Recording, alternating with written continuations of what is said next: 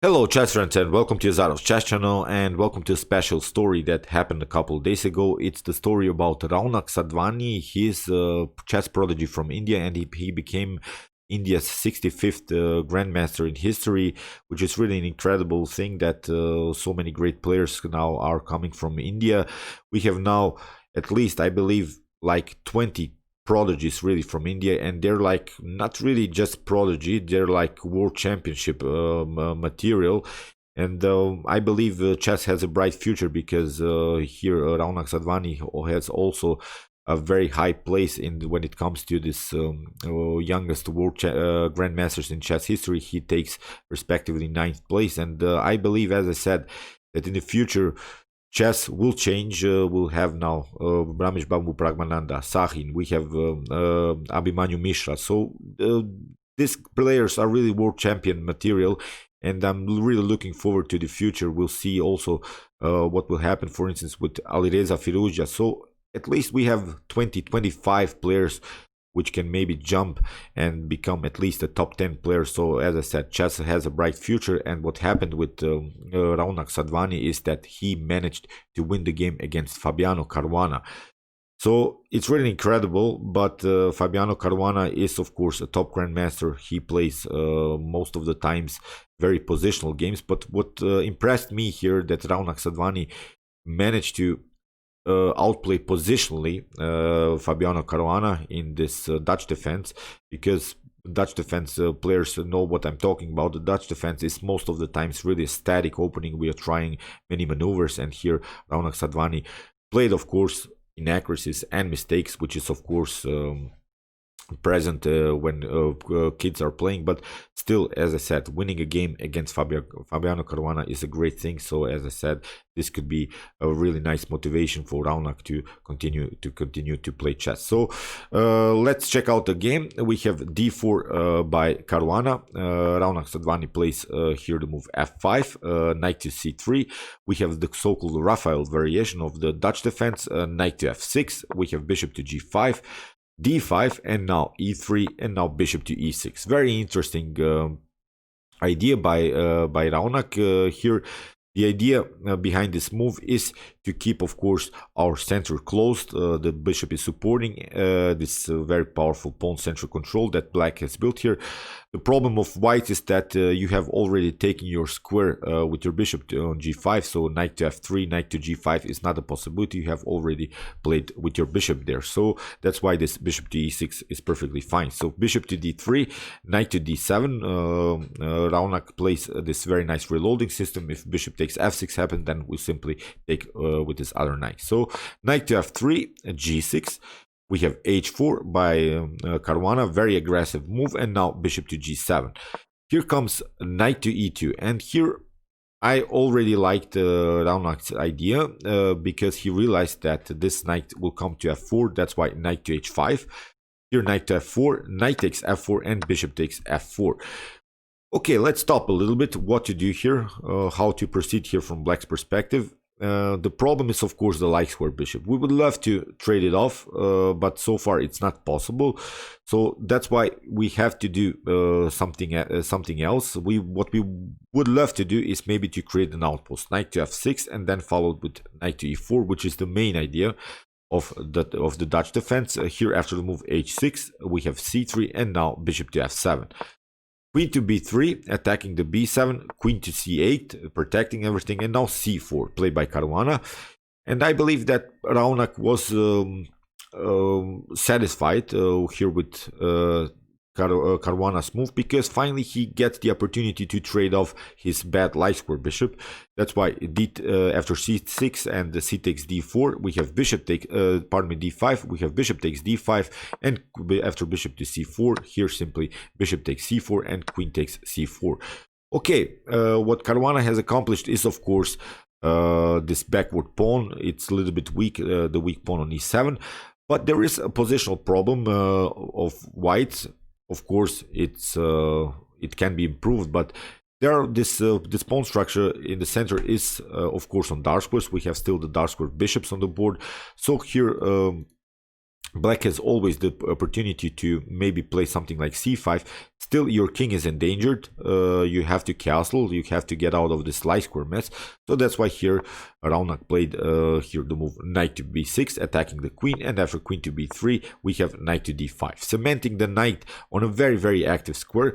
What white cannot do is, of course, the move e4 immediately. This move e4 would, of course, crack the position in the center, but the move has to be prepared. So far, it's not possible. In the game, knight to e5 was played by Caruana, and now very interesting idea, bishop takes e5. Risky idea by Raunak, but it's a good choice. After bishop takes e5, we have now castling, and if we evaluate now the position, one of the best ways to play against the bishop is to get out of the range of the bishop. So far, of course, we have several Doxler problems, but we can protect everything with potential king to h7 move and then followed with rook to f7.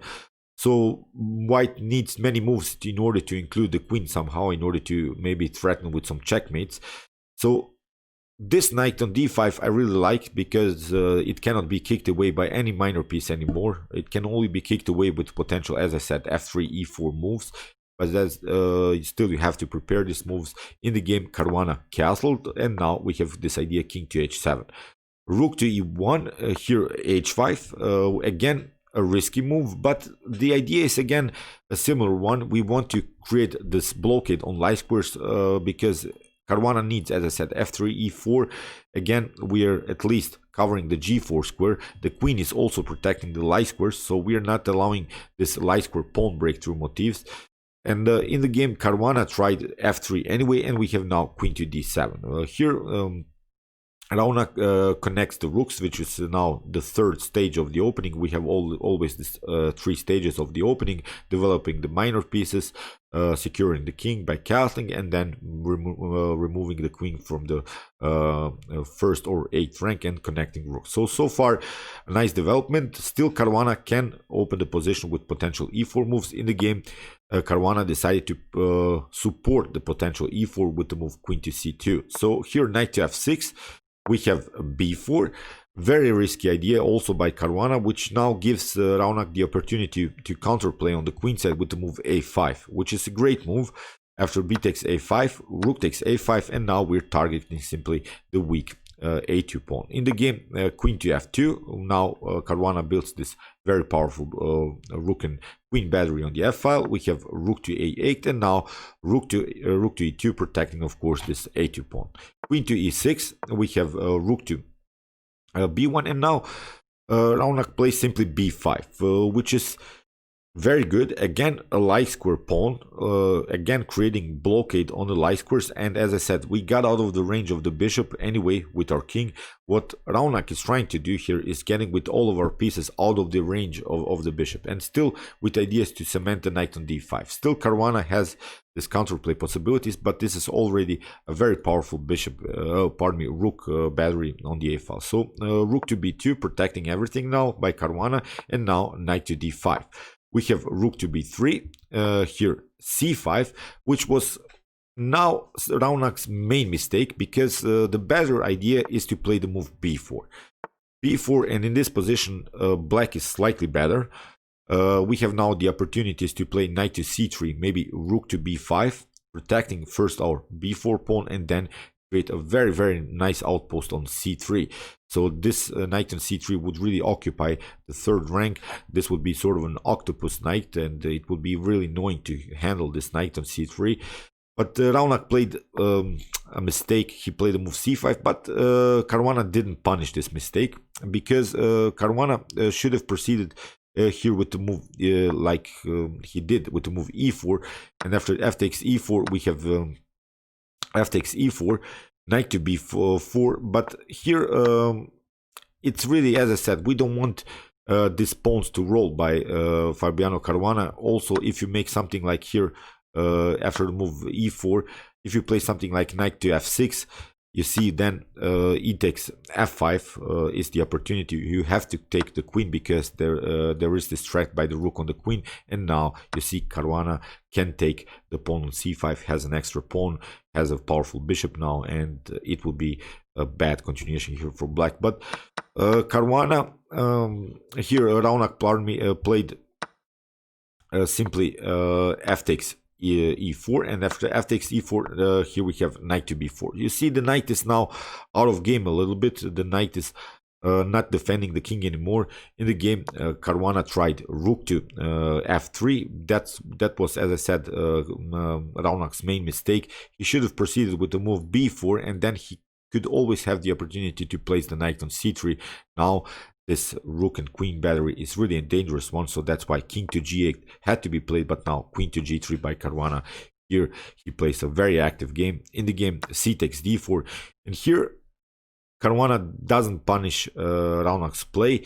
He plays the move bishop to d4. A better idea here immediately is to play rook to f2. What to do here? If you play something like knight to c6, then it's game over. We have this very powerful attack with rook to f6. That's the main tactical threat that Caruana has prepared here. If you take, then queen takes g6 and it's game over. We can simply take rook takes f6 and black is going to be checkmated. What you could do here is in order to maybe force trades of queens with queen to g4. But again, black is lost here because white has a very nice and tricky idea, bishop to b8. If you take the queen, then you see the bishop is cutting off the connection between the rook and the king. So that's why rook to f8 is a forced checkmate sequence. After king to g8, g7, we have rook to f7. You have to move the king to h6, but now rook to h8, and it's game over. It will be really a cool queen sacrifice. But Caruana played the move bishop takes d4, so he didn't play this idea rook to f2, which would be winning. He missed this tactic and simply took the pawn, and now Raunak has the opportunity to go back into the game. Rook takes a2, we have rook takes a2, and now knight takes a2. Again comes this idea rook to f6, but it's a little bit too late because here Raunak has the opportunity to defend. We have queen to e4, rook to g6, and now Raunak escapes with the king. Now we have really a nice king hunt by Caruana. We have rook to g7, king to e6, bishop to c5, and now rook to e8, protecting finally this e7 pawn. Here Caruana plays good move, queen to b3, after queen to c4. Here again this check, but again maybe a powerful idea is maybe to play the move queen to h3, attacking this king on light squares, not like this. But okay, here Raunak again escapes with the king, and we have now rook to g5. Again, a better idea is to play with the queen, queen to g5, staying with this rook on this rank. Now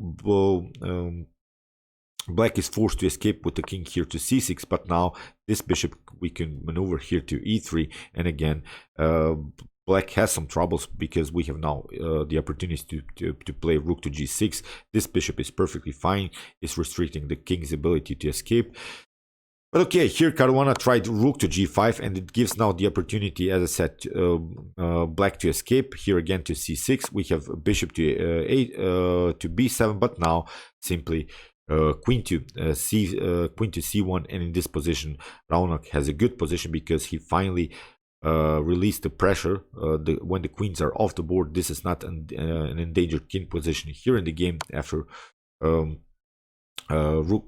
queen takes c1, we have knight takes c1, and even if you take here rook with rook to c5, then we can play simply king to b7. If you take the knight, we can simply play rook takes king takes a7, and now suddenly it's a losing game here for white because this pass pawn is very dangerous. Caruana saw that and after the trades of queens, he plays simply rook takes h5, but now we have now the opportunity to get back with our knight to e2. We have knight to king to f2, and now simply knight to f4, attacking the rook to f5, but now very nice move e5. And it seems now that this could be a draw, that white had maybe some counter attack possibilities, but the problem is now these pawns are already advanced.